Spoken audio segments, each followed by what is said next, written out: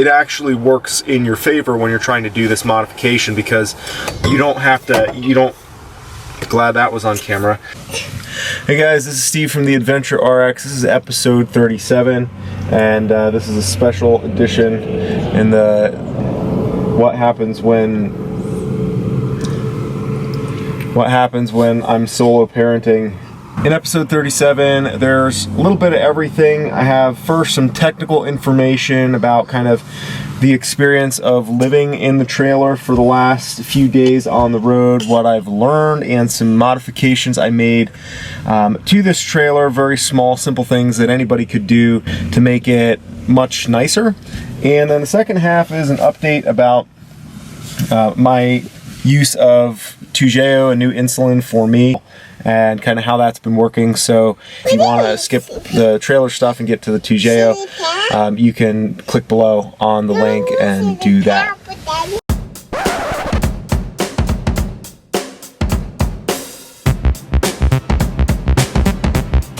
Well, I wanted to shoot a quick update video because since the wildfire debacle of a couple nights ago, everything has actually been going really nicely. We've been on the road pretty much every day for the last few days. Right now we're in, well, we're right below Mount Hood actually. We're boondocking in a little parking area just below Mount Hood. You can see it right out the trailer door. And we've been getting along quite well. A couple of things that just kind of came to mind from a technical standpoint that I wanted to share, aside from just giving everyone an update, letting you know that we've been doing okay, and that the cultural memes of the hapless father who isn't able to handle any time alone with his child, that's sadly inaccurate and well, slightly reductionist, but we don't have to get too in-depth with talking about philosophy and social norms. But from a technical standpoint, made a couple of modifications, actually one modification that has really helped. This typically sits on the oven or the stovetop. It's the cover for the stovetop, and what I did was I cut some notches in the back of it, which you can see here. I cut them very crudely. It took me about 5 minutes, and the idea here is that these notches allow this to sit flush so that it creates a nice, even countertop that gives you additional space to work with. Trying to use this for additional space for actually like putting any kind of pressure on it is just out of the question. Doesn't work at all. So that was a little hack that I did, almost literally a hack that I did with a hacksaw and a crowbar. Super primitive tools, not what I would have chosen if I had other or better options. Those were just the tools that I had available in a pinch. And the fact that Scamp uses relatively what I would consider low quality materials, like this is particle board, it actually works in your favor when you're trying to do this modification, because you don't have to, glad that was on camera, you don't have to actually do a huge amount of wrestling with it to get the pieces of wood to come out. You just make two vertical cuts. They're about 2 inches deep. Start off with 1.5 inches, and then just whittled a little bit down just so that it sits flush and it's not at an angle either way. And it slides out like this on the table so I can get to the silverware if I need to. But having that extra counter space has really been awesome, has helped a lot. The other thing that has also been really useful is just getting some outdoor chairs. Lilo and I got some, there's bugs in here still from where we camped last night. The mosquitoes were outrageous there. We were at Goose Lake in Oregon, just over the California border, and mosquitoes were nuts. And there's lots of them still left in here. So you may see me swatting at them from time to time. It's about 50 degrees here, bless you. It's about 50 degrees here below Mount Hood. So, bless you. So there are no mosquitoes other than the ones that we brought with us, and we're hoping that by the time we leave here, we will not bring any mosquitoes any further on this journey. But I'm sorry, I digress. What I was starting to say is that the bed really makes a lot more sense if it just stays as a bed, because honestly, like, if you want to do work and you want to sit around, you're probably not going to want to do that in this space. The majority of what you're going to do in this space is sleep, and eating when possible you're going to do outside. And like, we haven't really, you know, the bed is okay because we got sheets on it. If something drops on there that gets super dirty, we'll just shake the sheets out, or we'll wash the sheets. And as long as it's not like something liquid like soup or something that's going to soak into the actual material of the bed, then it's good to go. And this way we can just eat our meals here. And Lilo is actually learning gradually to be more neat in the way that she eats, and I am learning to give her food that enables her to be precise with where she's putting it, rather than food like, you know, rice or whatever. If we're gonna have rice, that's an outside meal. If we're eating inside, well, we're having, you know, chicken sausages that are cut up into pieces, and she can manage those very well. So that's a couple little tips that I've come up with. You know, the size of the trailer is really about how you're using the space, or what you're using or allotting the space for. If you're planning on living your entire life in the trailer, it's really hard to get a trailer that's going to be big enough for that, because even a bigger, much bigger trailer is still going to be too small for you to live in like it's a house, right? So the idea of living in a trailer in a tiny space like this kind of presupposes that you're going to be doing a lot of what it is that you do when you're out here, and that a minimal amount of time, just the most basic amount of time, is going to be spent in the trailer, you know, sleeping and maybe doing a little bit of eating and cooking under extenuating circumstances. That, you know, if it's raining out obviously and you have to huddle up in here, yeah, it's going to be cramped, but it's not that bad. As long as you have work that can be done in a better place or in a different place, then it's not really a big deal. Like, I started writing my, you know, I take my laptop outside and I write on it out there, or I go, you know, into a coffee shop or a diner, or even in the car. At times, you know, I uploaded my last video parked on the side of the road.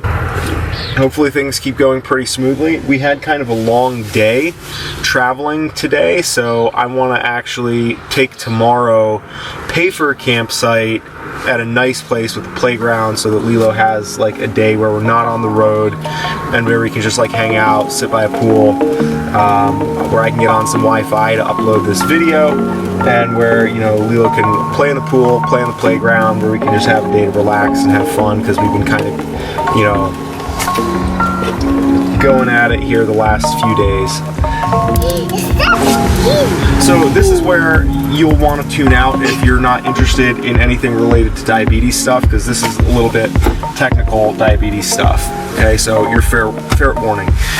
The new insulin that I've been on, Toujeo, aside from the silly name, which I haven't been able to get over, I think I'm starting to get it dialed in finally, and I think that some of the problems I was having with it initially, I wasn't able to tell whether those problems were as a result of the different type of insulin, or the fact that I was going from split dosing my Lantus to taking a full dose of the Toujeo. And a lot of people have never heard of or have never tried split dosing their basal insulin, because your doctor will never, almost never, at least in my experience, understand or recommend that. But they'll understand it if you tell them that that's what you're doing, but they won't recommend that you do that. And the way it works is that instead of taking, let's say if your dose was hypothetically 20 units, instead of taking 20 units once every 24 hours, you take 10 units every 12 hours. And so even though all of the basal insulins out there are they at least claim to be 24-hour insulins, the problem is that at the end of the dose, as you start the next dose, you have one of two problems that is inevitably going to happen. One is that it takes too long to start working, and then you have highs because it's not working for however many hours until it starts to kick in. or it starts working too fast, and then you have a low that starts from it kicking in too fast because you have a large amount of insulin that's going into your system really quickly. And even though they say, you know, it takes X amount of hours for it to kick in, I can point to numerous times, both with Lantus and now Toujeo as well, where you take that shot and there is a dramatic decrease in your blood sugar. And that's what happened the night that I took Stephanie to the airport, which was episode 36, I guess. That was Toujeo, that I just took a little walk and took my basal insulin and then kind of went around, have dinner, kind of tidying up camp, and before I know it, like, I was really low. And it wasn't just coincidental because I hadn't had any issues with that, but it was, you know, when you take that, and the night before, the opposite thing had happened where it took too long to kick in. And so I tend to think that some of the culprit is really the size of the dose. And certainly if you've read Dr. Bernstein's diabetes solution, he makes a point of saying how smaller doses of insulin are absorbed much more easily, and that's one of the reasons why in his book, it's an interesting book which I think is useful for people to read. It's mostly about low-carb dieting, which is something that I'm very much a fan of myself. His point is just that one additional reason why he says to eat low-carb is because low-carb diets have smaller doses of insulin. Smaller doses of insulin are more evenly absorbed, and thus the result of that insulin injection is going to be more predictable from time to time. And so over the last couple of days, I've actually started split dosing my Toujeo, and I found it to be very similar to the Lantus, only maybe a hair better. The benefits of this new insulin for me have only really started to avail themselves when I started to split dose my insulin. So yes, I have to take 2 injections every day of basal instead of 1 injection, but instead of having, you know, the time of day where I'm going to be like way low in the gutter, and then one time a day where I'm always having to correct and be really high, my blood sugars have, hey, come on, lighting director. My blood sugars have stabilized a lot more and become much more regular, predictable. So I'll give updates on this. If any of that changes, I'll give updates and let you know. But that's basically what I've been up to the last few days. We've been driving and you know, trying to work out the kinks of being on the road and switching to a new insulin. So if you like this episode, or you like any part of this episode, make sure to subscribe, give us a thumbs up. We're going to be on the road, seeking adventure with a purpose, and ultimately all of this stuff, whether it's living on the road, reaching out to new people, and hopefully once I'm not doing the single parent routine here and Stephanie is back with us, I'll have a little more free time to climb. And you know, I'm going to really start digging in earnestly to the climbing portion of my mission to raise awareness for type 1 diabetes through adventure, because ultimately climbing is really the instrument that I have to work with to reach out to other people, to inspire, empower, and to share a message that, hey, this disease sucks, but it doesn't have to suck the joy out of your life, and it doesn't have to ruin things for you. It just creates a different pathway to the destination that you want to reach. And, you know, if some weirdo can live in a trailer with his 2-year-old, then, you know, and I can negotiate this with type 1, then what else could we possibly do? Things that maybe are even more useful and beneficial to society than vagrant living like this. So you be the judge. Drop a comment, subscribe to the channel. Looking forward to seeing you in the next episode.